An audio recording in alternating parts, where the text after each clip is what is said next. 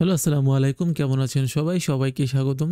তো বিগিনারদের মধ্যে আমাদের অনেকেই এই প্রবলেমটা হয় যে আমরা এক্সাক্টলি কোনো অবজেক্টকে মিডল পর্যায়ে রেখে ক্যামেরাতে ট্র্যাক করতে পারি না। তো আজকে আমি একটা কুইক টিউটোরিয়ালের মাধ্যমে আপনার সলিউশন দেওয়ার চেষ্টা করব। সো চলুন শুরু করা যাক। তো ফার্স্টে হলে দেখতে পাচ্ছেন আমার কিছু ইমেজ আছে। ১ টা ইমেজ, ২ টা ইমেজ এবং ৩ টা ইমেজ। তো আমি যদি এখন এটা সবগুলোকে আমার অবশ্যই আগে 3D করে ফেলতে হবে। সো আমি জাস্ট এখানে 3D করে ফেলতেছি। যদি আপনার এই অপশনটা না থাকে তাহলে আপনি F4 প্রেস করবেন, তাহলে আপনার এই 3D অপশন চলে আসবে এবং আমি এটা ক্যামেরা নিয়ে আসবো।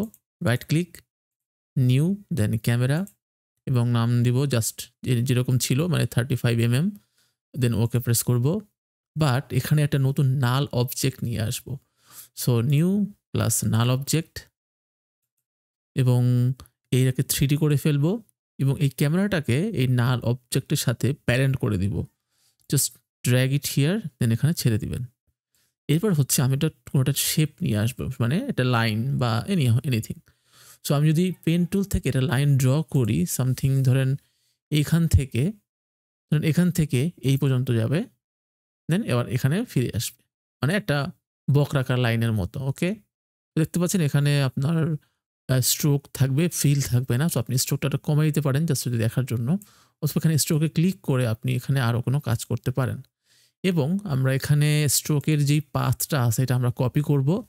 সো এখানে দেখতে পাচ্ছেন, এখানে এক্সপ্যান্ড করেন, দেন কনট্যাক্টস, দেন এখানে শেপ 1, দেন এইখানে যে পাথটা আছে এটাকে এক্সপ্যান্ড করলেই এটা পাথ চলে আসবে। এখানে আমরা কিছুই করব না, জাস্ট এখানে এটা ক্লিক করে আমাদের কিবোর্ডের Ctrl+C প্রেস করব। That's it. এরপরে আমরা চলে যাব নালে এবং নালের যে পজিশন আছে এখানে একেবারে কার্সর পয়েন্টটাকে একেবারে শুরুতে নিয়ে যাব।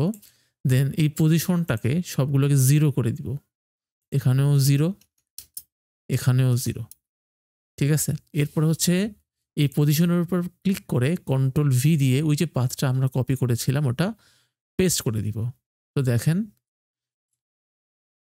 এরকম সামথিং হবে। বাট আমাদেরকে অবশ্যই এই শেপটাকেও 3D তে কনভার্ট করতে হবে, তাহলেই হয়ে যাবে। এখন দেখেন চলে আসছে। বাট আমরা এটাকে আরো জুম ইন করব, মানে আমাদের যতটুকু দরকার।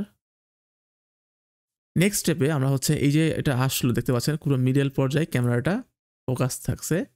তো এখন আমরা এই অ্যাডে ক্লিক করে এখানে ট্রিম পাথ অ্যাপ্লাই করব।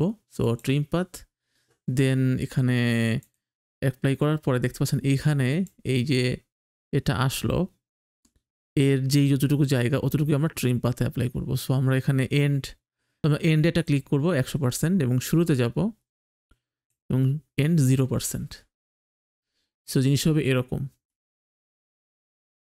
ওকে, তাও আপনি চাইলে এখানে লাস্ট এটাকে জাস্ট ধরে এখানে 4 দিতে পারেন, তবে এটার সাথে মিলবে না, যার কারণে এটা ধরে আপনাকে এভাবে করে ড্র্যাগ করে মিলাইতে হবে, মানে এক পাশে রাখতে হবে একই স্পিডে, তাহলে মিলে যাবে।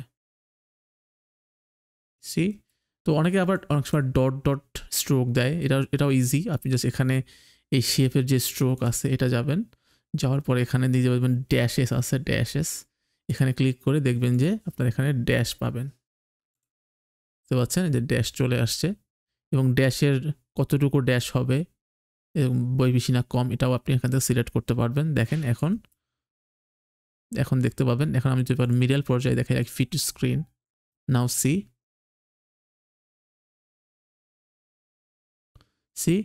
এভাবে করেও আপনি ক্যামেরা ট্র্যাকিং করতে পারেন।